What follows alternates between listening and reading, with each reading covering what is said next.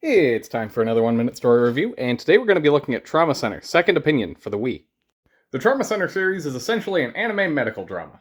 Second Opinion here is actually a remake of the DS game Under the Knife. We play as Dr. Derek Stiles, a surgeon at Caduceus Medical Hospital. Dr. Stiles is one of the best surgeons out there because he has something called the Healing Touch, which in this game is essentially the ability to slow down time to perform operations better. Yeah, our doctor has magic powers. This is an Atlas-made anime video game. Did you expect Grey's Anatomy? That's not what you're getting. But this game is placed in the near future where a lot of diseases have been eradicated, so theoretically we wouldn't have much to do. Of course, the near future in this case is 2018, just don't think about that too hard. So of course we find out there's a super virus called Guilt that a lot of people are coming down with. It comes in a variety of forms, kind of acting as this game's boss fights. There are 7 in total, each more difficult to deal with than the last, and popping up in places you wouldn't expect.